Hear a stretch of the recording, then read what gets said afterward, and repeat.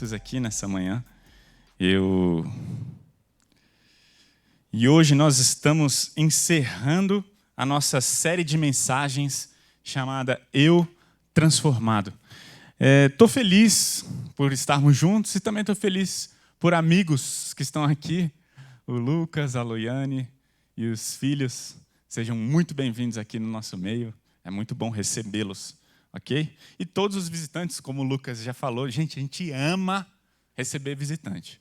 Agora, para você quer deixar a gente feliz mesmo?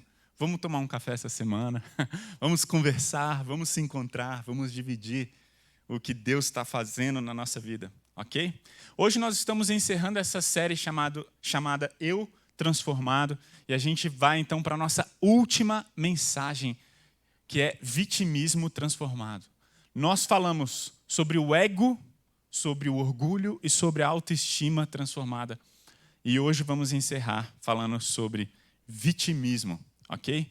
Se você tem curiosidade, se você tem interesse em ouvir mais sobre essa série, acesse lá o nosso canal no YouTube ou então no Spotify, e nós subimos essas mensagens dessa série inteira.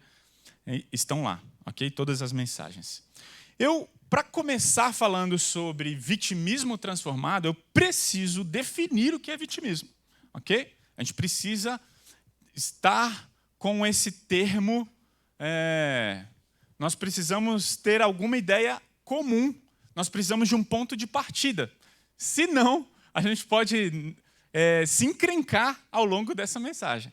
Então, como eu já tenho falado, agora eu não busco mais os conceitos nem mais nos dicionários ou no Google. Gente, tem o ChatGPT, mano. Então, vai lá no ChatGPT e olha só, eu perguntei para ele, você pode me dar uma boa definição? Eu faço perguntas elaboradas para o ChatGPT, né? Ele é uma inteligência artificial, então ele é todo educado. Pois não, querido, né? Só falta o querido. Só falta ser meio gospel o negócio. Mas, então o que acontece? Ele fala, vou te dar uma boa definição. E aqui está a definição do ChatGPT. E dessa vez eu fiz questão. Tem inclusive mais um parágrafo que dentro da definição, e eu acho que vai ser importante trazer essa definição completa. Vamos ver juntos? O que é vitimismo? Vitimismo é um comportamento ou atitude em que uma pessoa se percebe ou se apresenta como uma vítima constante de circunstâncias ou situações que supostamente estão fora de seu controle. Pessoas que adotam esse comportamento tendem a culpar os outros por seus problemas e dificuldades, em vez de assumir a responsabilidade por suas próprias ações e decisões. Olha só, interessante, né? O ChatGPT é legal, gente. Depois brinca lá. O vitimismo é frequentemente associado a um senso de impotência e uma falta de autoconfiança. Alguns indivíduos podem utilizar o vitimismo como uma forma de manipular os outros, buscando atenção, simpatia ou vantagens. E ele coloca, no entanto, é importante diferenciar o vitimismo da legítima situação de ser vítima. Gente, é muito importante isso aqui. Eu estava com uma preocupação, essa era a minha maior preocupação, quando eu estava estudando sobre o assunto, quando eu estava preparando essa mensagem, porque sem essa diferenciação, nós podemos, de alguma forma, ter interpretações e aplicações equivocadas sobre a mensagem de hoje. Então, é importante diferenciar vitimismo de quê? De uma legítima situação de ser vítima de uma injustiça, discriminação ou violência, em que a pessoa é realmente afetada por uma ação negativa externa e precisa de apoio e ajuda para superar a situação. O vitimismo é uma atitude que envolve uma postura de recorrência em se colocar em posição de vítima, muitas vezes de forma exagerada e injustificada.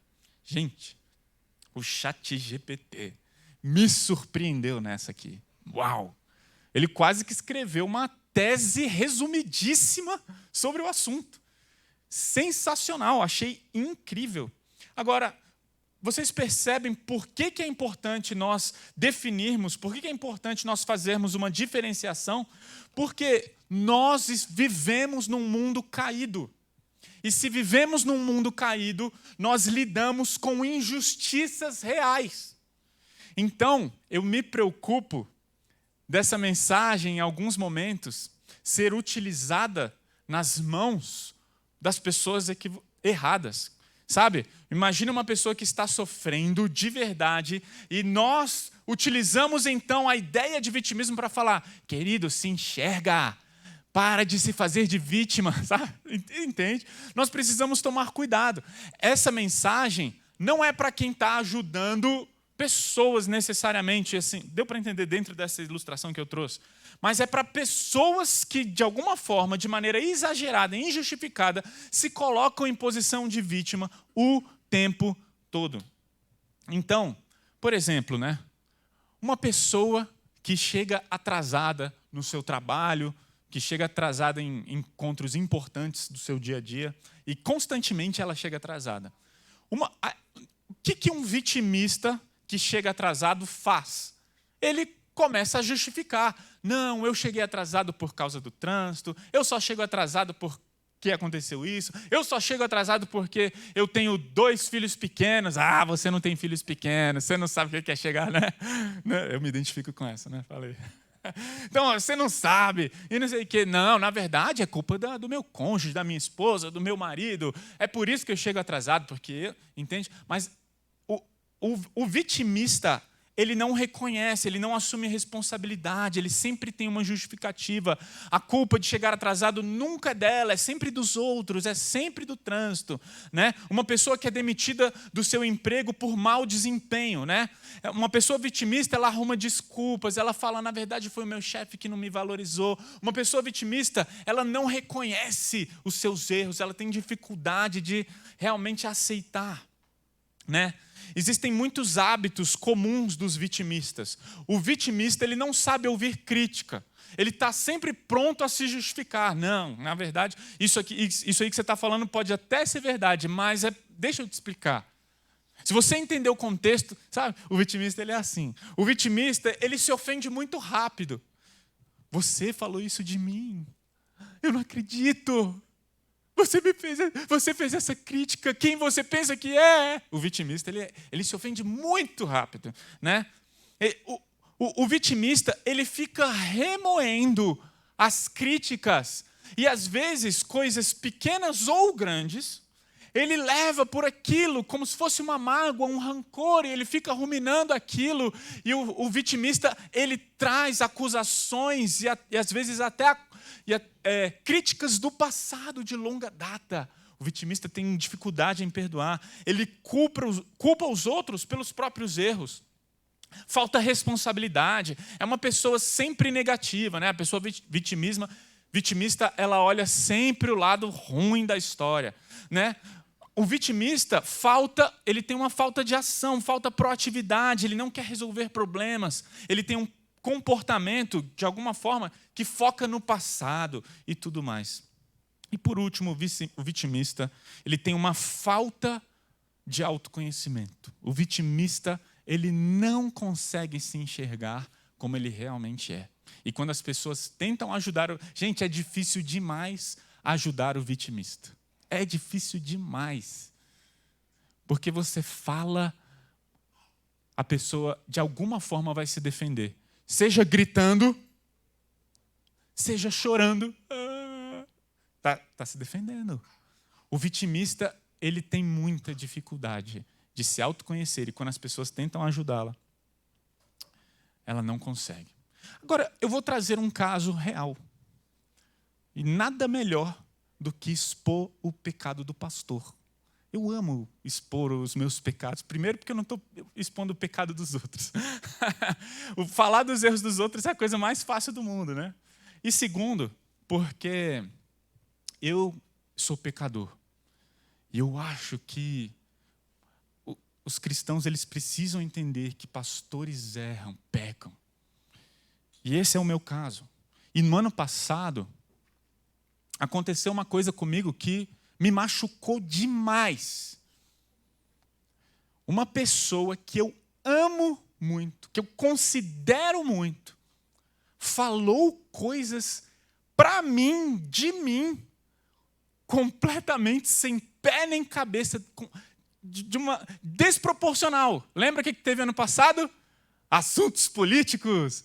E eu não converso de política com essa pessoa. Eu falo, cara, eu amo essa pessoa, eu sei o posicionamento dela, e eu não quero conversar de política com essa pessoa, porque essa pessoa se torna agressiva. E então, sempre que essa pessoa começava a levantar o tom de voz, eu saía de perto. Gente, do nada, né? Por causa do cenário político brasileiro, por causa da aliança que muitos evangélicos fizeram com algum lado. Gente, me colocaram no meio do pacote e começaram a falar um monte de coisa com o dedo, sabe? Dedo na cara mesmo. Uma coisa assim que me surpreendeu. Eu fiquei impressionado. De tal forma que eu fiquei mal com aquilo. Por quê? Porque eu não esperava que aquilo acontecesse daquele jeito, naquela proporção, com as palavras utilizadas, palavras de baixo calão, e eu quieto. E talvez você fale, você cutucou. Não, eu não cutuquei. E eu tenho testemunhas. Eu estava quieto na minha. Mas, gente, às vezes as pessoas se alteram. Vem alguma coisa e se altera. Resumindo, já tomei tempo demais falando disso para falar que eu fiquei ofendido. E até aí, eu não vejo problema aquilo ter me chateado. O problema foi o que eu fiz depois daquilo. O problema foi minha reação àquilo.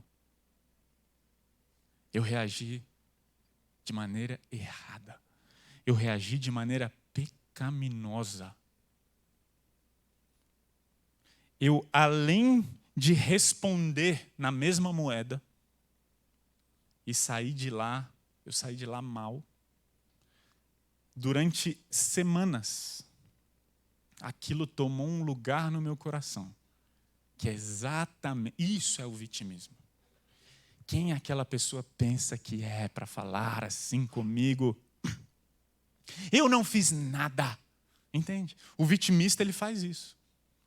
E começa a remoer, eu não merecia aquilo. E eu vou falar como Deus tratou isso no meu coração. E eu quero ler com vocês o livro de Jó. E nós vamos ver 5 verdades que acabam com o nosso vitimismo. Eu queria então, eu vou projetar na tela, mas vou ler com você Jó capítulo 1, capítulo 1. A gente vai ler primeiramente dos versículos 6 a 12. Jó 1, de 6 a 12. Diz assim: certo dia, os anjos vieram à presença do Senhor, e Satanás, o acusador, veio com eles. De onde você vem? Perguntou o Senhor. Satanás respondeu: estive rodeando a terra, observando o que nela acontece. Então o Senhor perguntou: você reparou em meu servo Jó? Não há ninguém na terra como ele. É homem íntegro e correto, teme a Deus e se mantém afastado do mal. Satanás respondeu: é verdade. Mas Jó tem bons motivos para temer a Deus. Versículo 10. Tu puseste um muro de proteção ao redor dele, de sua família, de seus bens, e o abençoaste em tudo que ele faz. Vê como ele é rico. Estende tua mão e toma tudo que ele tem, e certamente ele te amaldiçoará na tua face. Pois bem, você pode prová-lo, disse o Senhor. Faça o que quiser com tudo que ele possui, mas não lhe cause nenhum dano físico. Então Satanás saiu da presença do Senhor.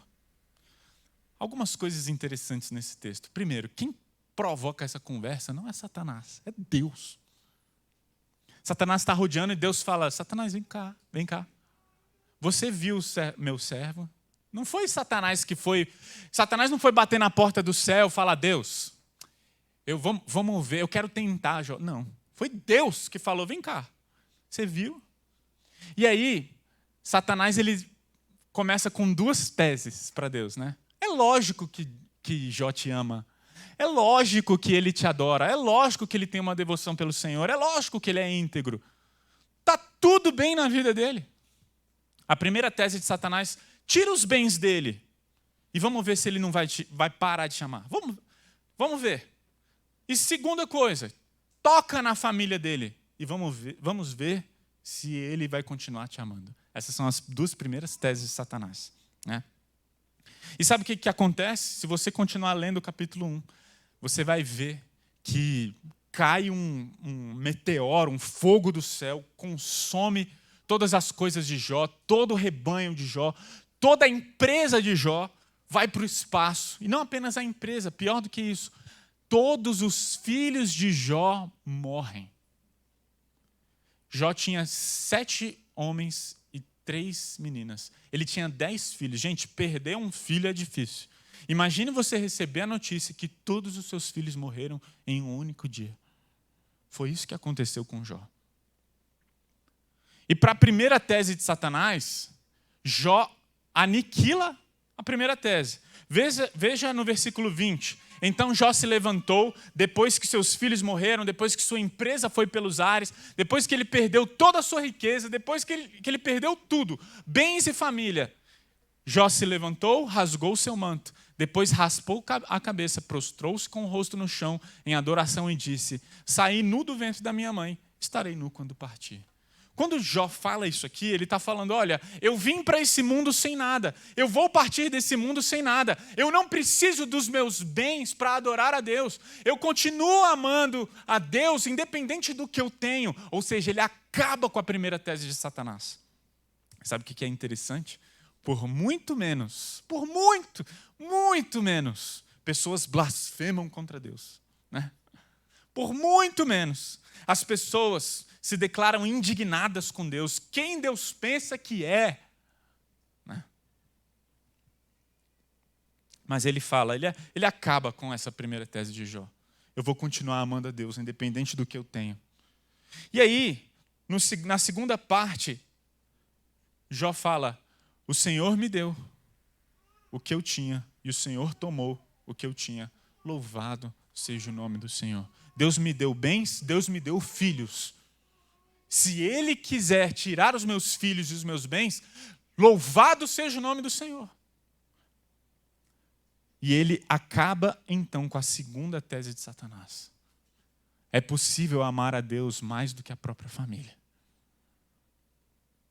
Jó não temia a Deus, não era íntegro, não era devoto a Deus pelas coisas que ele tinha e pela família que Deus deu.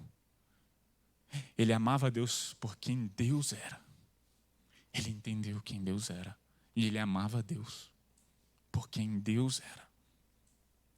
Então Satanás levanta uma terceira tese. Que está no capítulo 2, versículo 1, que diz assim: certo dia, os anjos vieram outra vez à presença do Senhor, e Satanás, o acusador, veio com os anjos mais uma vez. De onde você vem? Quem perguntou? O Senhor. Mais uma vez, Deus falando, vem cá, Satanás. Satanás respondeu, estive rodeando a terra, observando o que nela acontece. Mesmo discurso. Então o Senhor perguntou, você reparou em meu servo Jó? Deus fala a mesma coisa. Não há ninguém na terra como ele. É homem íntegro, correto, teme a Deus, se mantém afastado do mal e não perdeu sua integridade, apesar de você me ter instigado a prejudicá-lo sem motivo. Satanás respondeu, pele por pele, um homem dará tudo o que tem para salvar sua própria vida. Estende tua mão e tira a saúde dele, certamente ele te amaldiçoará na tua face. Pois bem, disse o Senhor, faça o que quiser com ele. Você pode tocar na saúde dele, mas na vida dele você não toca.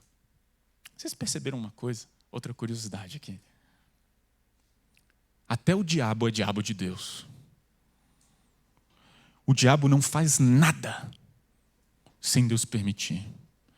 Martinho Lutero dizia que Satanás era como um cão bravo na coleira de Deus. E ele só andava 1 centímetro se Deus desse alguma permissão na coleira. Deus, ele é soberano. E Satanás, ele não tem poder que não seja dado pelo próprio Deus. E qualquer coisa que o diabo tente, qualquer coisa que Satanás queira fazer, é tudo debaixo da permissão e da soberania e do controle de Deus. Deus é Deus. E não existe ninguém que seja como ele. E Deus provoca, mais uma vez, Satanás. E Satanás vem então com a terceira tese. É verdade, Senhor. Jó continuou te amando quando o Senhor tirou todos os bens, quando o Senhor tirou a família. Toca na saúde dele. Percebe? É o mais difícil. Sabe por quê? Porque a gente se ama demais. A gente se ama demais. Toca no ego dele. Toca na saúde dele. E vamos ver se ele não te nega. O que aconteceu? Satanás tocou na saúde de Jó. E apareceu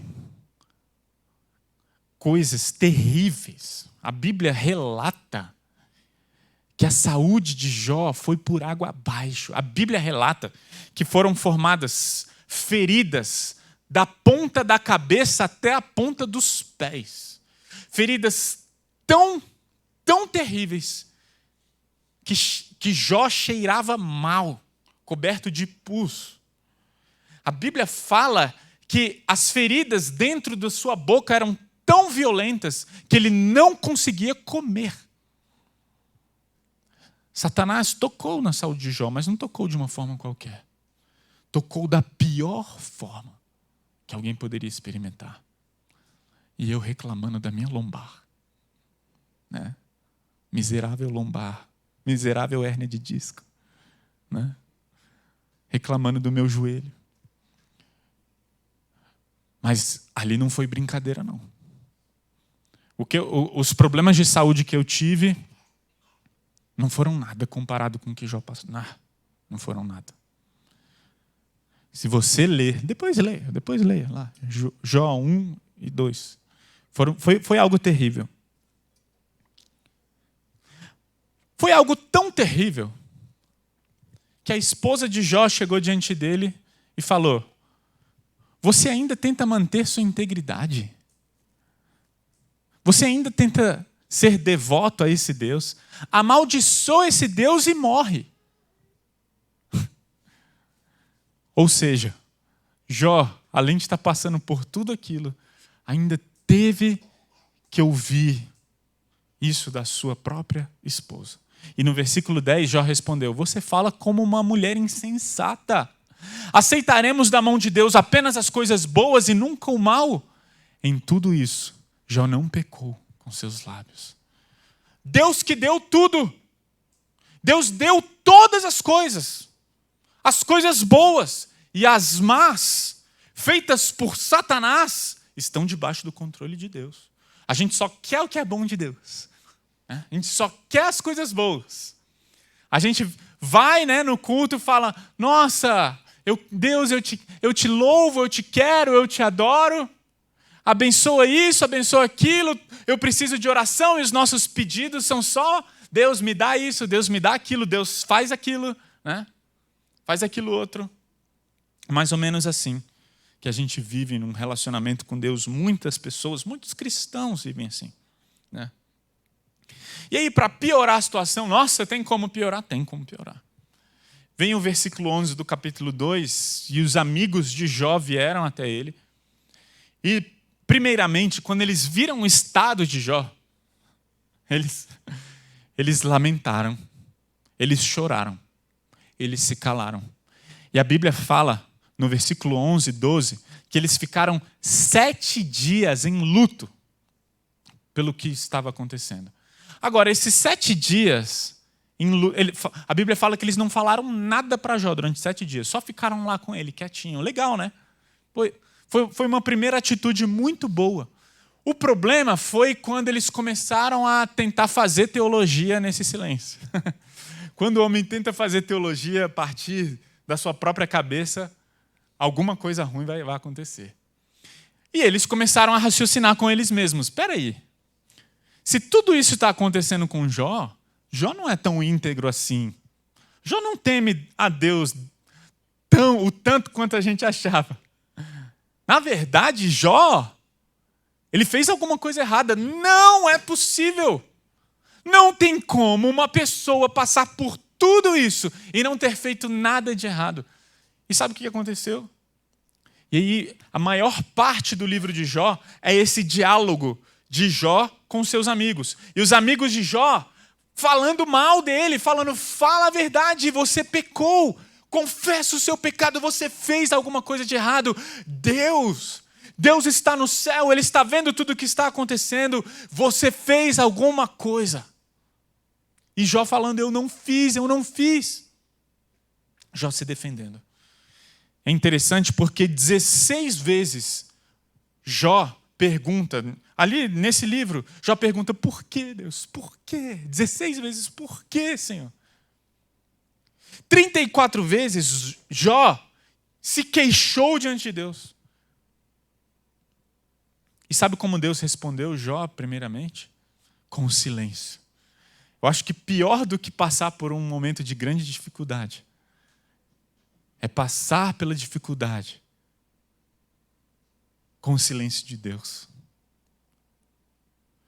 Jó experimentou o silêncio de Deus e em momentos de grande angústia, parece que o silêncio de Deus grita muito mais alto do que quando as coisas estão bem e ouvimos a voz dele. Como é difícil.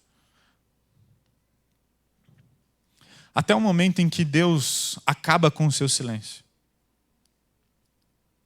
E Deus, a partir do capítulo 38 até o capítulo 41, Deus fala algumas coisas para Jó. Aí talvez você fale, o que Deus falou para Jó? Ele não fala nada. Ele faz 70 perguntas retóricas. Sabe como que Deus rompeu um silêncio? Sabe as perguntas, os porquês? Deus, por quê? Sabe quando Jó falou, por quê, Deus? Por que o Senhor permitiu isso? Por onde o Senhor estava? Sabe as 34 queixas de Jó, sabe como elas foram respondidas? Não foi Deus respondendo uma a uma. Foi Deus fazendo 70 perguntas. E uma delas é algo que a gente viu aqui no louvor. Onde você estava quando eu lancei os alicerces do mundo? 70 perguntas. Quem definiu suas dimensões e estendeu a linha de medir? Tem ideia da extensão da terra? Sabe onde ficam as portas da morte? 70 perguntas. E durante essas 70 perguntas retóricas, Jó foi então esmagado pela glória de Deus. Jó então, através dessas 70 perguntas que Deus faz a ele, Jó então é de alguma forma diminuído, encolhido. E de alguma forma ele vê a grandeza de Deus de tal forma que todos os seus problemas, que são muito grandes, se tornam pequenos diante da grandeza do Deus que se revela a ele de uma forma que até então ele nunca tinha experimentado. Ele se encolheu e descobriu então 5 verdades sobre Deus, que a palavra de Deus vai nos mostrar. 5 verdades que transformam o nosso eu e acabam com o nosso vitimismo.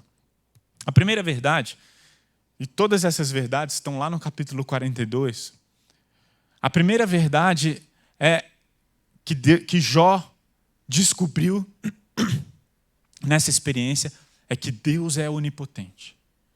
Veja o versículo 2. Sei que podes fazer todas as coisas. Deus pode todas as coisas. Depois de ter passado por tudo aquilo, depois de ter ouvido de Deus as 70 perguntas, Jó se encolhe, Jó diminui. E ele fala, peraí, Deus é grande, Ele pode tudo, não existe nada. Ele mediu a terra, lá em Isaías 40 fala que toda a água da terra cabe na concha da mão de Deus. Deus sabe quantas estrelas tem. Pergunta para um astrólogo, para um astrônomo.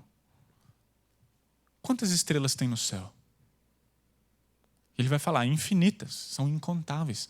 Deus sabe quantas estrelas tem em todo o universo. Pega um balde de areia na praia e tenta contar os grãos de areia daquele balde. Quanto tempo você vai levar para fazer isso? Deus sabe quantos grãos de areia tem em todo o oceano da terra. Nosso Deus é grande. O Deus que nós servimos, o Deus que está aqui, é um Deus poderoso demais.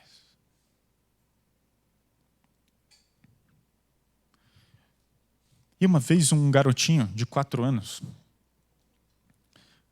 virou para o seu pai e perguntou: pai, qual é o tamanho de Deus? Seu pai ficou encucado. Falou: como que eu vou responder? Crianças têm o poder de fazer as perguntas mais difíceis do mundo, né? As crianças têm esse poder.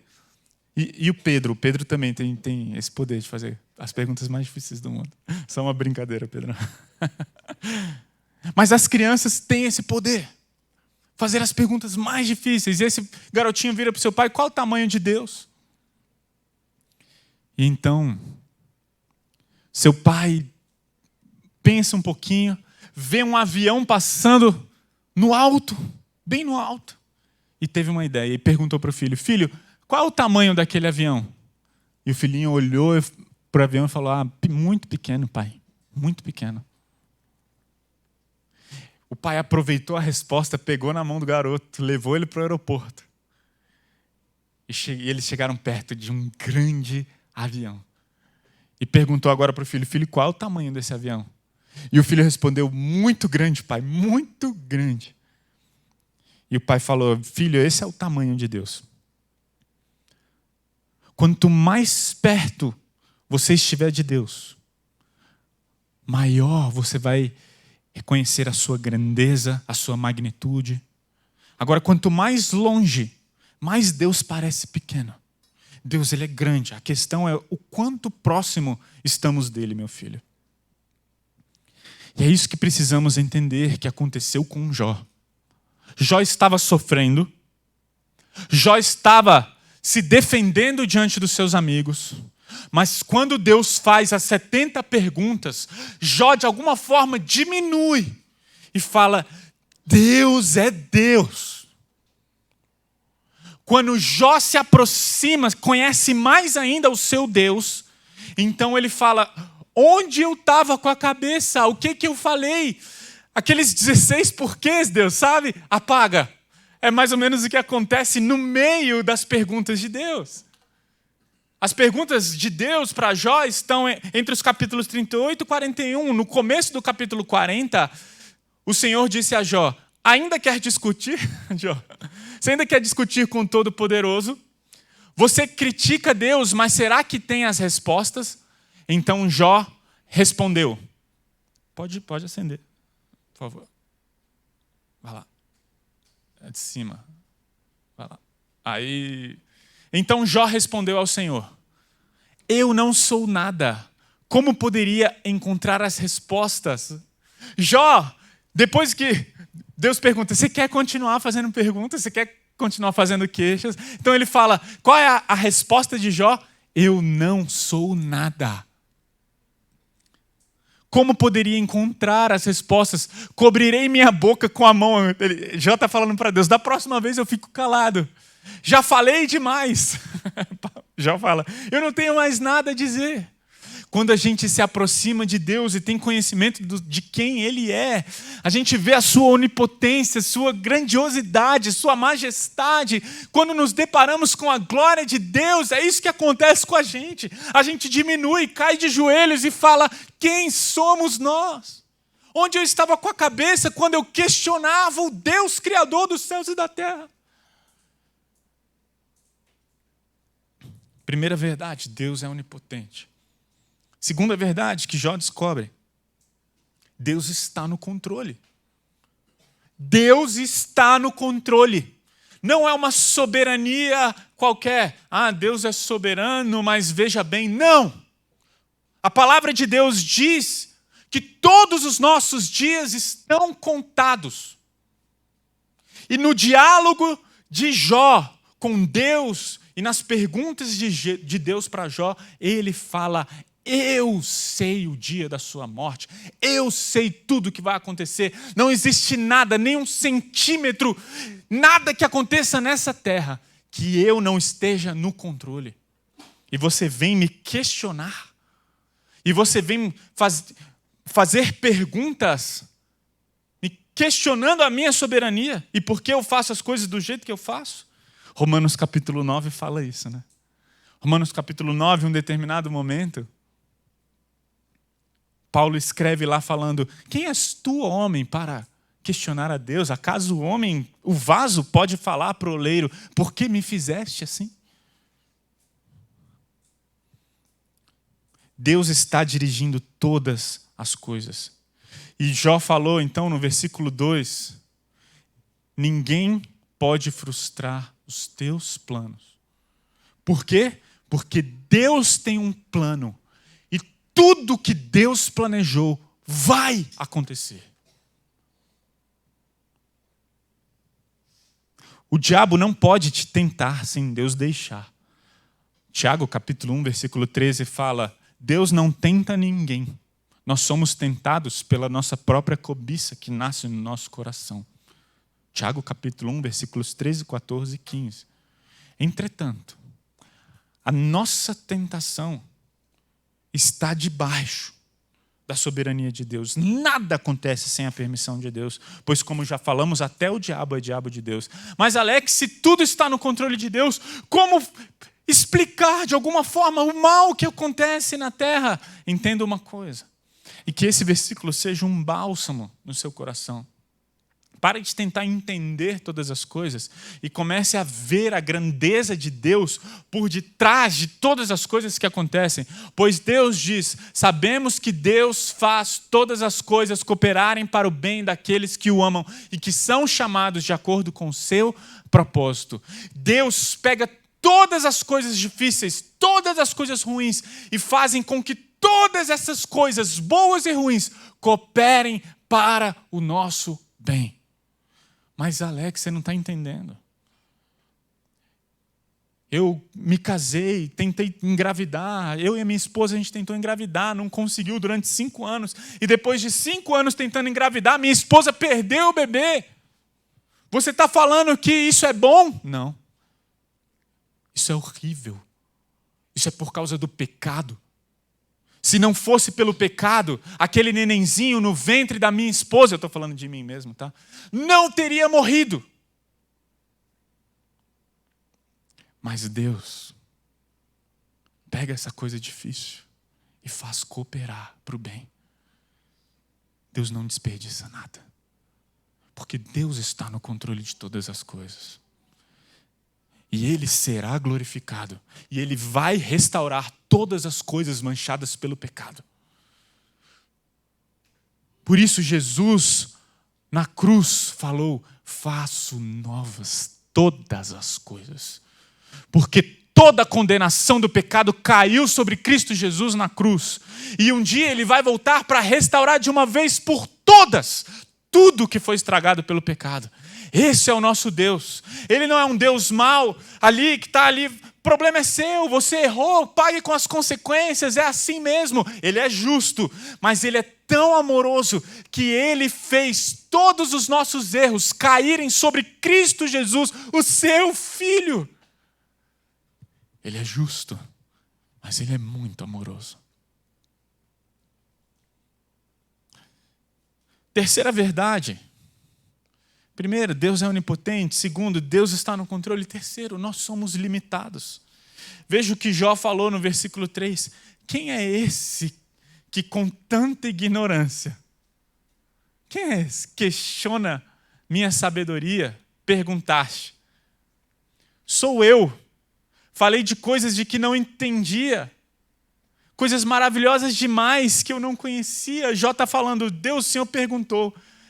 Quem foi capaz de questionar a sua sabedoria? Só fui eu. Desculpa, Deus. Fui eu que questionei. Já está falando aqui. Eu sou limitado. Eu sou muito limitado. Eu não podia entender porque são coisas maravilhosas demais para mim. E sabe o que é interessante? Porque se você for nas principais livrarias do Brasil e do mundo, você vai ver quais são os livros mais vendidos no mundo. Sabe quais são nos últimos 20 anos? Primeiro, livros de autoajuda. Segundo, livros que vão te enriquecer rapidamente. E o que esses dois livros normalmente falam? Você é o cara. Assuma o controle. Você é demais. Se olhe no espelho. Para de ficar dando ouvidos para as críticas que as pessoas fazem de você. E resolva a sua autoestima olhando para dentro de você e falando: eu sou assim, eu sou incrível. E o livro mais vendido dos últimos 2 anos no Brasil é Seja, uma coisa que eu não posso falar aqui. Por quê? Porque você tem que ser o cara, você tem que ser a mina.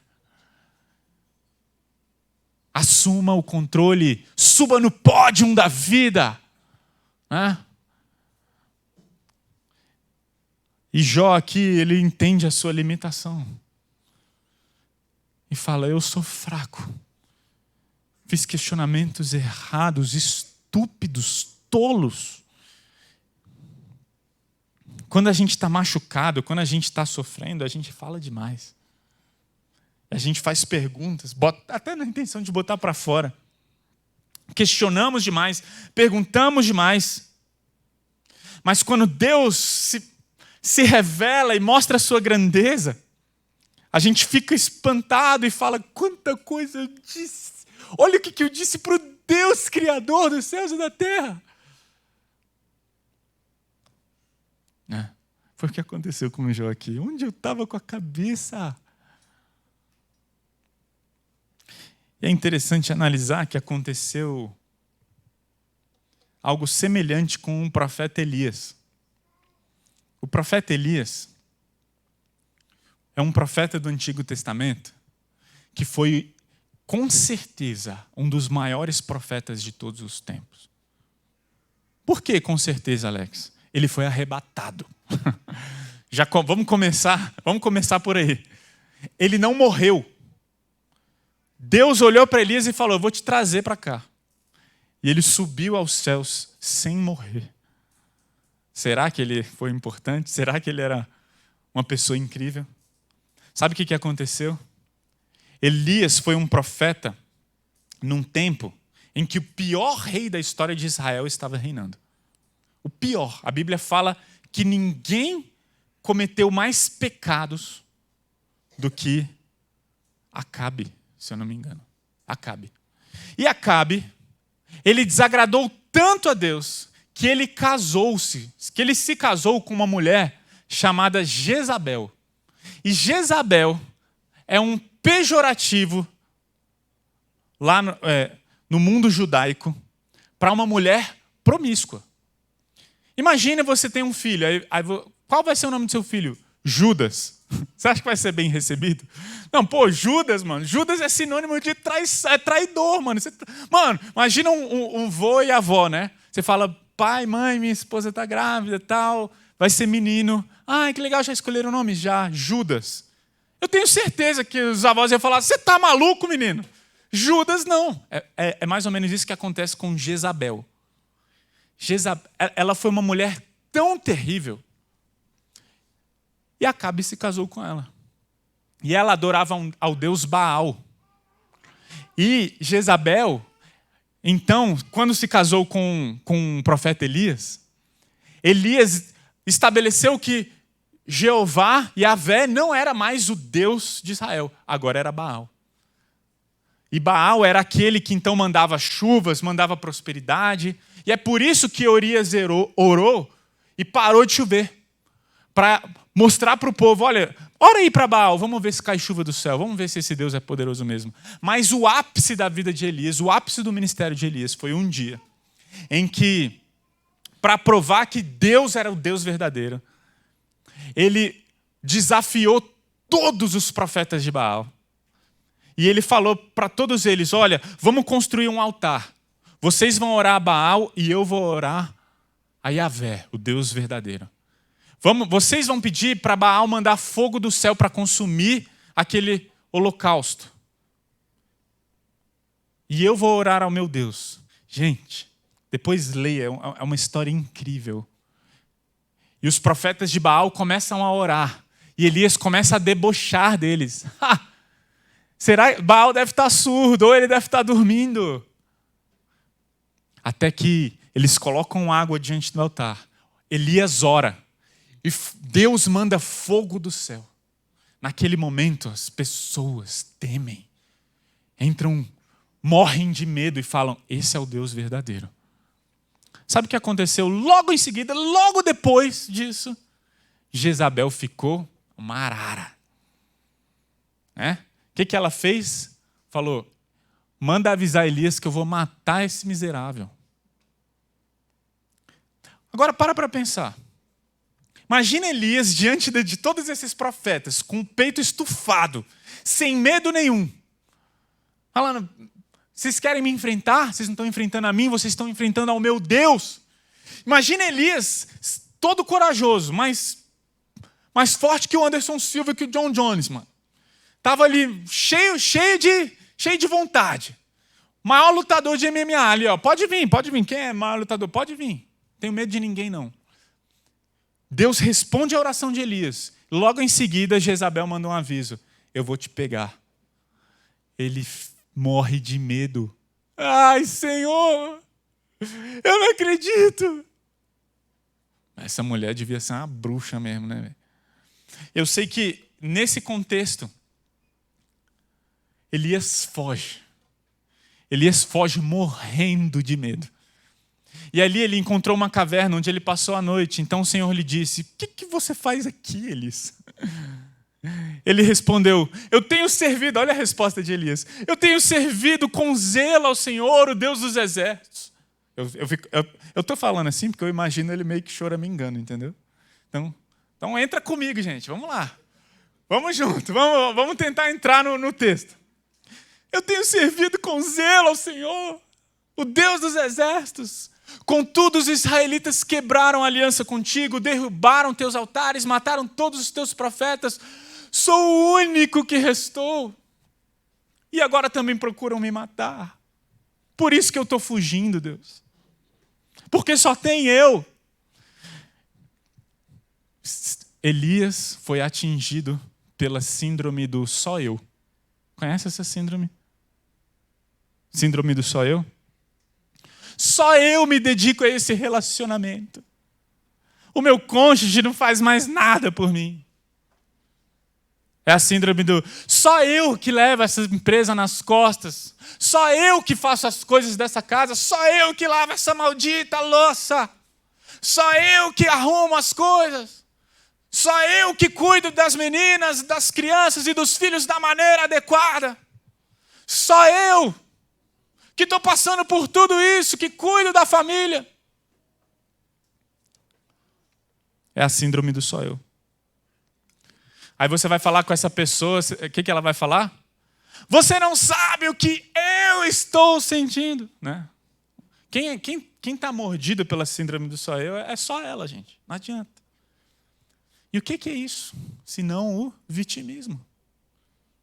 Isso é o vitimismo. É um ego ferido.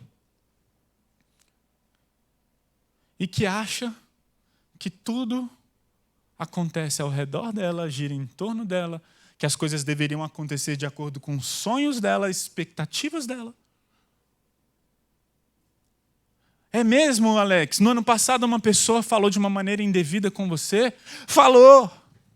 É mesmo? Você ficou ofendido? Fiquei! Mas como que você vai resolver isso? Não sei, né? Eu estou sofrendo. E fica remoendo aquilo. É interessante, né? Agora também procuram me matar. Parabéns, Deus, né? Você me manda fazer aquele negócio, agora estão querendo me matar. O vitimismo faz isso. O vitimismo ele faz a gente olhar apenas para os sonhos fracassados, para as expectativas frustradas. E quando isso acontece, a gente perde as forças, a gente fica esgotado, a vida perde sentido e muitas pessoas desejam morrer. Como Jó, que pediu a morte várias vezes para Deus. Deus, olha que estado que eu estou. Tira a minha vida. Era melhor minha mãe não ter leite no peito. Era melhor eu ter morrido no ventre. Jó fala isso para Deus. Elias vira e fala, que é isso, Deus? Elias deseja a morte e ora para Deus tirar a vida dele. Mesmo depois daquela grandiosidade diante dos profetas de Baal. As pessoas se vitimizam, perdem o prazer de orar, de ler a Bíblia, se sentem abandonadas. Eu que me dediquei. Eu que obedeci a Deus, sabe? Eu sou a única das minhas amigas, dos meus amigos que não é casado. E eu me guardei. Sabe aquela fulaninha? Ela saía procurando tudo quanto é garoto, mas ela casou e eu não. Sabe? É a síndrome do só eu, só eu, só eu. E nessa hora nós questionamos a bondade de Deus. Será que Deus é bom? Será que Deus está fazendo as coisas certas? Porque não é possível. Né? Deus deve ter errado o plano. E as pessoas se esquecem das duas primeiras verdades. Ele é onipotente, ele não perde o controle. Será que o que está acontecendo na sua vida, para pensar agora, será que o que está acontecendo na sua vida fugiu dos planos de Deus? Você acha? Tenta responder com temor e sinceridade. Será que Deus perdeu o controle? Será que Deus não é poderoso para restaurar a saúde num estralar de dedos? Para mudar a sua história num estralar de dedos? Será que Ele não é bom? Ele não deve ser bondoso e amoroso, né? Vamos continuar e a gente vai chegar no final. Quarta verdade, Deus é relacional. Deus é relacional. Jó fala assim, antes eu só te conhecia de ouvir falar, agora eu te vi com os meus próprios olhos. E aqui está um versículo que é extremamente desafiador. Por quê? Porque lá no capítulo 1, versículo 8, o que Deus falou sobre Jó? Satanás, você reparou no meu servo Jó? Não há ninguém na terra como ele. É homem íntegro, correto, teme a Deus, se mantém afastado do mal. Como que a gente concilia Jó 1:8 com Jó 42:5? Como conciliar esses dois versículos? Aqui, próprio Deus está falando da integridade de Jó, que Jó era um homem que o amava de verdade. Então Jó, no final de toda essa experiência, fala, eu conheci mais a Deus. Isso me faz lembrar de uma história. Na minha adolescência, todo mês de janeiro, eu ia para uma campanha evangelística. Normalmente, essas campanhas de evangelismo aconteciam no litoral, né? E eram muito legais, foram experiências muito legais para mim. E eu me lembro de cara, era muito engraçado. Ele morava em Foz do Iguaçu. E o apelido dele era Garçom. O pessoal chamava ele, fala garçom, fala garçom. E ele se apresentava, qual é o seu nome? Meu nome é tal, nem lembro o nome dele. Mas pode me chamar de garçom. E o garçom, ele nunca tinha visto o mar. E teve um dia livre, que foi todo mundo para a praia. Gente, foi incrível olhar o garçom. Ele estava igual uma criança pequena. Eu vou ver o mar, eu vou ver o mar. E aí foi muito engraçado, porque quando o ônibus parou, né, todo mundo chegou na praia, ele saiu correndo igual um maluco em direção ao mar. E entrou no mar com roupa em tudo e tomou um caldaço, assim, veio uma onda, ele não sabia como o negócio funcionava e tomou um caldo lindo. Devia ter filmado aquilo. Eu sei que quando acabou, a gente via a alegria, pô, mano, estou feliz por você, tal. E ele falava assim, finalmente eu conheci o mar, finalmente eu conheci o mar. Agora eu fico imaginando se chegasse um marujo, um marinheiro com 40 anos de experiência, e chegasse ali no meio daquela conversa, e alguém perguntasse para esse marinheiro: você conhece o mar? E ele falasse: eu conheço o mar. Aí eu te pergunto: quem conhece o mar? Dentro dessa analogia eu te pergunto: você conhece a Deus? Jó 42:5 mostra que o conhecimento de Deus é algo muito maior do que a gente pode imaginar.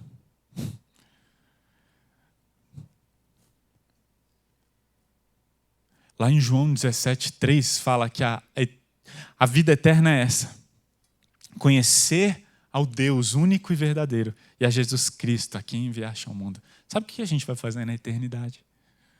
Conhecer a Deus. E a gente vai conhecer e conhecer por toda a eternidade. E não vai chegar um único dia, não vai chegar, em que a gente vai falar assim: pronto, já sei tudo.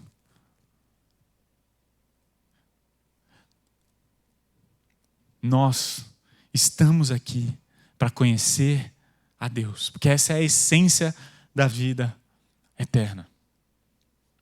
Por isso, isso aqui deveria nos constranger, isso aqui deveria mudar a nossa agenda.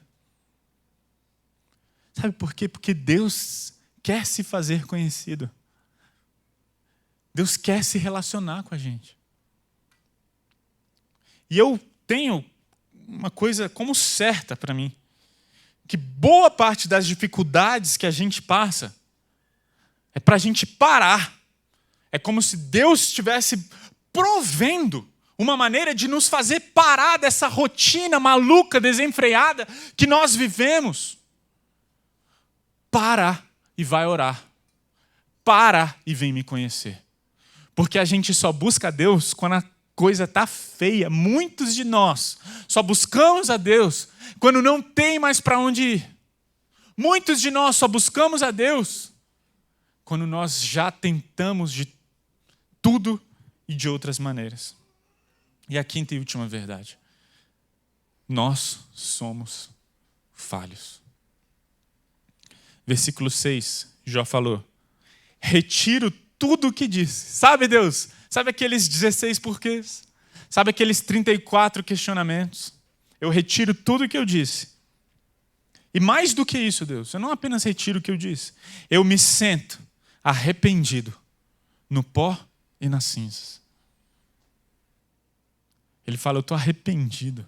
Eu não devia ter questionado a Deus. Depois que Jó conheceu mais a Deus, depois que Jó se aproximou ainda mais de Deus, depois que Jó teve uma experiência com a onipotência de Deus, com a soberania de Deus, com o controle de Deus, quando Jó se aproximou ainda mais desse Deus relacional, ele falou: eu preciso me arrepender. E isso fica muito evidente, porque Jó, ele não foi um vitimista. A gente está falando sobre o eu transformado, o vitimismo transformado. Mas Jó não foi, assim como Elias, o vitimismo de Elias ficou bem mais evidente do que o de Jó. Mas sabe de uma coisa? Sabe como Jó mostrou a sua vitimização? Quando seus amigos o acusaram. E ele começou a se defender. Sabe qual a grande questão? É que eu me identifico demais. Se fosse eu no lugar de Jó, ia fazer aquilo ou pior, muito pior. Gente, eu sou rápido em me defender. Faz uma acusação que eu considere falsa. Eu me defendo rápido demais. Mas aí a gente vai lá para Jó 42:10 e fala assim: quando Jó orou por seus amigos, o Senhor restituiu a Jó e o tornou próspero. Nós precisamos parar de nos defender e começar a orar por quem nos acusa. É isso que nos transforma. A gente tem que sair dessa ideia de vitimização. A gente tem que sair desse cenário de autodefesa. A gente tem que parar de nos preocupar com a nossa reputação. Cuida das coisas de Deus, cuida em conhecer a Deus e deixa que Deus cuida da minha e da sua reputação. Vamos parar de uma vez com a necessidade de prezarmos pela nossa imagem diante dos outros. Para de pensar, mas você foi acusado injustamente. Davi estava fugindo de Saul, ele teve a oportunidade de matar Saul. Ele tinha a cabeça de Saul nas suas mãos, mas ele falou: quem sou eu para ir contra o ungido do Senhor? Eu não vou matar Saul. E enquanto ele fugia de Saul, uma pessoa chegou lá e começou a falar coisas terríveis contra Davi, calúnias contra Davi, mentiras contra Davi, na frente de todo o exército de Davi. Então um dos guerreiros de Davi falou: eu vou matar esse cão. É isso que fala lá na Bíblia. Eu vou cortar a cabeça desse cão, Davi, que fica falando essas besteiras. Davi virou e falou: não faça isso contra ele. Se ele está falando essas coisas, Deus o trouxe aqui para falar. Davi não estava nem um pouco preocupado com a sua reputação naquele momento. Mas nós precisamos nos defender, precisamos falar: não, é você, não, é o outro. A síndrome do só eu. E é por isso que casamentos, relacionamentos não são restaurados. Porque eu sou a parte atingida, eu sou a vítima da história. Você que falou contra mim de maneira indevida. Eu estava aqui quieto no meu canto, mas você teve que fazer todas essas acusações. Sabe como que eu venci o vitimismo que eu disse no final do ano passado? Quando eu dei muito mais importância ao que Deus fala sobre mim do que o que aquela pessoa fala sobre mim. De alguma forma, aquelas palavras entraram no meu coração de uma maneira que não deveria. De alguma forma, meu ego foi ferido. De alguma forma, o meu orgulho tomou conta de mim. De alguma forma, minha autoestima foi atingida. E eu comecei a me vitimizar. E Deus usou uma pessoa, poderosamente.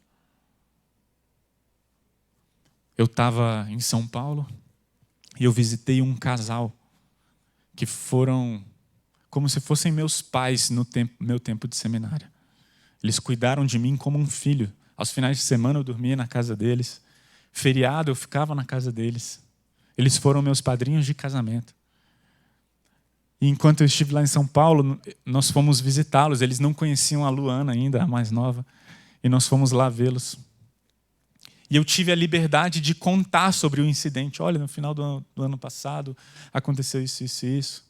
Primeira coisa que eles fizeram, eles lamentaram. Eles tiveram uma grande empatia. Eles, poxa, Alex, a gente lamenta muito que isso tenha acontecido.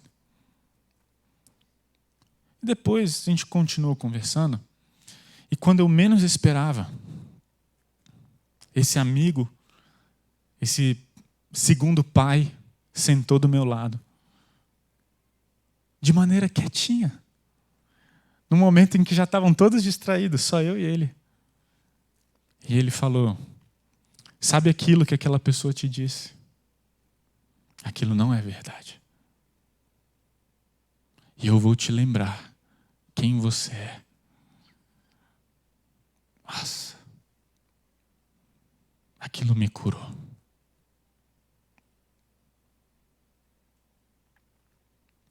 Naquela mesma semana, eu mandei uma mensagem para a pessoa que me ofendeu e falei: ó, me perdoa.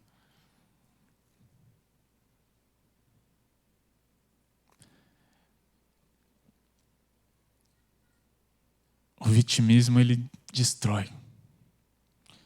O vitimismo nos coloca no centro. O vitimismo nos faz achar que é sobre nós. Mas não é.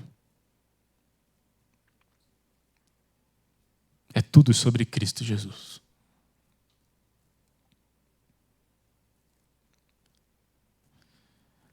Ele me lembrou quem eu era em Cristo. E ele falou, olha, você é amado. Você é muito mais amado do que você pode imaginar. E eu me lembrei naquele momento, enquanto essa pessoa querida estava sendo um instrumento de Deus na minha vida. Eu lembrei, eu sou filho. Eu sou amado. E não existe nada que possa ter mais valor do que essas palavras. Aquilo ali transformou o meu coração. Sabe por quê? Porque eu me lembrei do Evangelho. E a gente vê no Evangelho Jesus Cristo na cruz, gritando, Deus meu, por que me abandonaste? No Evangelho a gente vê que Cristo Jesus morreu na cruz por causa dos nossos pecados, para nos tirar do centro da nossa vida. E Ele começar a assumir o senhorio e o centro da nossa vida. A única maneira de acabarmos com o nosso vitimismo é no Evangelho. Porque é impossível suportar ofensas, é impossível viver num mundo caído e de injustiça sem a compreensão de que somos amados, apesar de quem nós somos. Deus nos ama não filosofando ou maquiando os nossos erros. Deus, quanto mais perto Ele chega de nós, mais evidentes ficam os nossos erros, os nossos pecados. Mas sabe de uma coisa? Quanto mais perto estamos de Deus, mais percebemos o quanto Ele nos ama, mesmo com aqueles pecados. Nós somos amados desse jeito, isso é constrangedor. Sabe quem nos ama? Esse Deus que tem toda a água da terra na concha das suas mãos, esse Deus que mediu a terra a palmos, esse Deus que sabe o nome de cada estrela do céu, que sabe a quantidade de grãos de areia na terra, esse Deus grandioso, poderoso, esse Deus nos ama. E nada pode ser mais poderoso do que isso. E por isso, somos capazes de ouvir dos outros quem realmente somos. Não temos vergonha dos nossos pecados. Por causa de Cristo Jesus, podemos abrir os nossos pecados, podemos ouvir até acusações falsas, e inclusive as verdadeiras. Por quê? Porque não é mais isso que nos define. O que nos define não são nossos acertos, nem os nossos erros. O que nos define não é o nosso desempenho. O que nos define é o que Cristo Jesus fez na cruz. Isso significa justificação, ser declarado justo diante de Deus, não pelas nossas obras, não pelo que fazemos, mas pelo que Cristo Jesus fez. Você é amado, não por quem você é, mas por Cristo Jesus. Deus te ama do jeito que você é, por causa de Cristo. Isso transforma tudo. Isso muda tudo. Satanás queria colocar Jó longe de Deus. Satanás conseguiu colocar Jó mais perto de Deus. O Deus de Jó, o Deus de Elias, é o nosso Deus. E Ele quer se revelar a mim e a você. Deus quer que a gente conheça mais quem Ele é. A primeira coisa que precisamos fazer é falar: Senhor, eu sou um pecador. Assim como Jó falou, nós somos falhos. Eu me arrependo. A primeira coisa é falar: Deus, eu me arrependo. Confessar pecados. Eu não quero mais me colocar nessa posição de vítima. Eu não quero mais remoer o que falaram de mim. Eu não quero mais me colocar nessa posição do só eu faço alguma coisa. Eu não quero mais achar que a culpa dos meus problemas de relacionamento são os outros. Não, não é mais. Eu quero sair desse prisma, eu quero sair dessa perspectiva e eu quero me colocar no lugar que é devido, aos teus pés, me arrependendo das coisas que falei, me arrependendo das coisas que fiz, reconhecendo quem eu sou, reconhecendo minha limitação, minhas falhas e meus pecados e conhecendo a tua onipotência, o teu controle sobre todas as coisas e o quanto o Senhor me ama, apesar de tudo isso. É assim, através dessas 5 verdades, que a gente vai sair, a gente vai vencer o vitimismo. Talvez você, ao longo dessa série, ouviu Deus falar de maneira poderosa ao seu coração, e eu creio nisso, porque a palavra de Deus faz isso. A palavra de Deus, ela transforma, ela fala, ela acusa muitas vezes, mas a palavra de Deus também acaricia. A palavra de Deus traz esperança. E talvez o texto mais conhecido de Jó seja Jó 19, 25. Quanto a mim, sei que o meu Redentor vive, que um dia, por fim, ele se levantará sobre a terra, e depois que meu corpo tiver se decomposto, ainda assim em meu corpo verei a Deus, eu vou ressuscitar. E eu verei por mim mesmo, sim, eu verei com os meus próprios olhos. Meu coração muito anseia por esse dia. Nisso está a nossa esperança. Na volta de Cristo Jesus. Por isso eu queria te convidar a baixar sua cabeça e orar. Para a gente colocar diante de Deus o nosso coração.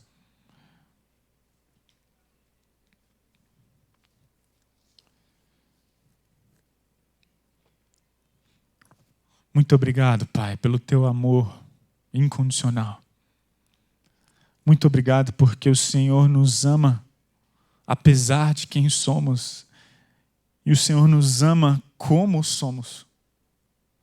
Obrigado porque diante do Senhor não existe espaço para orgulho. Não existe espaço para encobrir os nossos pecados. Diante da sua glória, vemos os erros e as falhas cometidas. Mas também diante da sua glória, vemos o teu abraço de um Deus relacional que nos ama como filhos. Obrigado porque a nossa identidade não está no nosso desempenho. Obrigado porque o seu amor por nós não depende do nosso desempenho, não depende de acertos ou erros. O Senhor nos ama por causa de Cristo Jesus. E queremos performar por gratidão e amor. Não para receber alguma coisa, nós queremos performar, nós queremos fazer algo, porque já recebemos o maior presente que um dia poderíamos sonhar: ser teu filho, andar contigo. Nos lembre disso, nos tira dessa posição de vitimismo, nos tira dessa posição de só eu, de pessoas que olham apenas para si mesmas, nos tira disso, nos livra disso, nos faz entender que não é sobre nós todos os dias, nos faz entender que é tudo sobre Jesus e sobre o que Cristo Jesus fez. É o que nós te pedimos em nome de Jesus. Amém.